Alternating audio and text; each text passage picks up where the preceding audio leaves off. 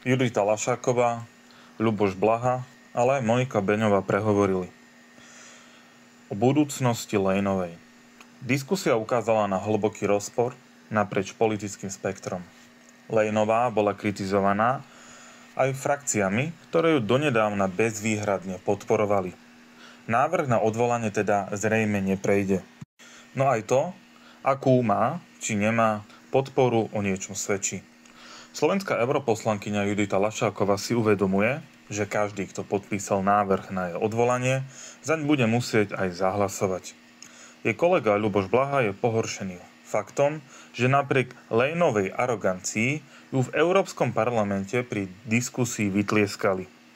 Služobne najstaršia europoslankyňa za Smer, SSD, Monika Beňová hovorí o júlovom vrchole arogancie Uršuly von der Leyen a pokrytectva progresívcov. Odvolávanie však prebehne vo štvrtok.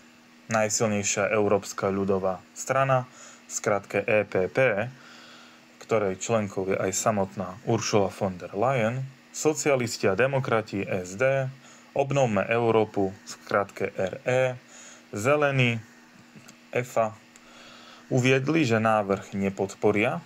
Je možné, že viacerí poslanci z SD a R a Zelených sa zdržia hlasovania.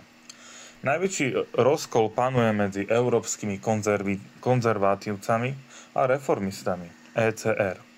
Rumunská AUR a poľská strana Právo a spravedlnosť ho plánujú podporiť. Najsilnejšia strana frakcie, Bratia Talianska, neplánuje hlasovať za návrh. Patrioti pre Európu, PFE a Európa suverénnych národov, ESN, podporujú a žiadajú odsúdenie Eurokomisie. A čo téma Kalasovej?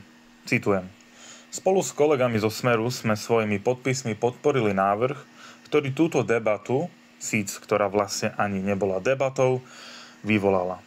Vyzvať nás, aby sme odvolali naše podpisy, je jedna vec. Ale tváriť sa, že týmto návrhom vlastne podkopávame jednotu EÚ, je už druhá. Pre všetkých, ktorí tu po chodbách vzdychajú árie na udržanie Uršuly von der Leyen v čele výkonnej inštitúcie Európskej únie, mám otázku. To sa medzi 500 miliónmi slovom 500 miliónmi občanov EÚ naozaj nenájde nikto, kto by to vedel robiť lepšie? Lebo potom sme na tom veľmi zle. Reaguje na chodbové diskusie Judita Lašáková s tým, že Kaja Kallas by určite nebola dobrou náhradou za Lejnovu. A pokračuje. Ju odsúdil Európsky súd a ona tam vrieska, že si ju niekto dovolí kritizovať. Vraj sme extrémisti, lebo sme podpísali návrh na jej odvolávanie. A za všetko môže samozrejme Putin. Konštatuje pohoršenie vo videu napríklad Ľuboš Blaha s dovedkom, že tí jej europanáčikovia z EPP jej za to ešte tlieskali v stoji. Oni ju fakt vytlieskali za Pfizergate. Mimochodom, von der Leyenovú podľa Smeráka zubami nechtami podporuje progresívne Slovensko a dokonca aj KDH. Len aby sa nezabudlo, že slovenská opozícia podporuje netransparentnosť a korupciu. Milí priatelia, to, čo dnes predviedla Ursula von der Leyenová v Európskom parlamente, to je strašná hanba. Len aby ste rozumeli, ju odsúdil súd za to, že robila netransparentné kšefty s Pfizerom a ona sa ďalej tvári ako hrdina pracujúceho ľudu. A tí jej eurohujeri z EPP ju za Pfizergate ešte aj vytlieskali v stoji. Veď si to pozrite.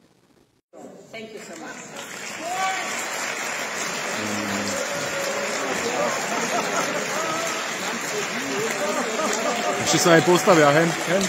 Normálne, že vytleskávajú za ten Pfizergate. To sú panačikovia. Normálne, to je neskutočné. To je hamba.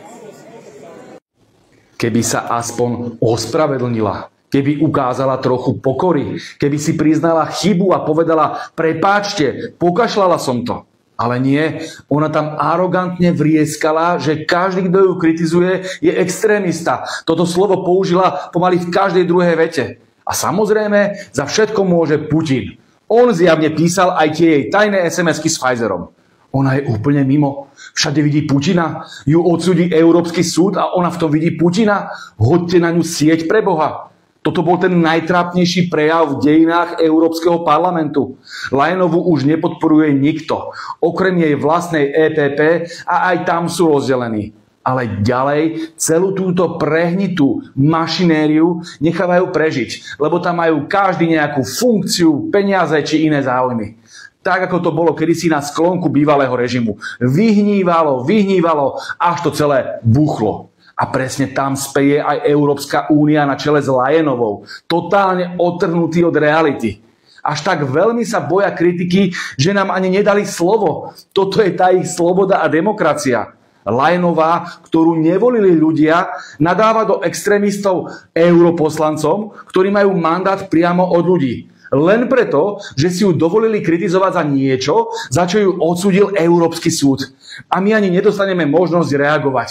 Nech žije Európska únia. Prepačte, ale tá pani musí skončiť. Už sa za ňu hanbia aj jej vlastní ľudia. Vidíte to v kuloároch, vidíte to všade. Dnes ste sa neskutočne historicky znemožnili, pani Lyonová. Už stačilo. Odstúpte.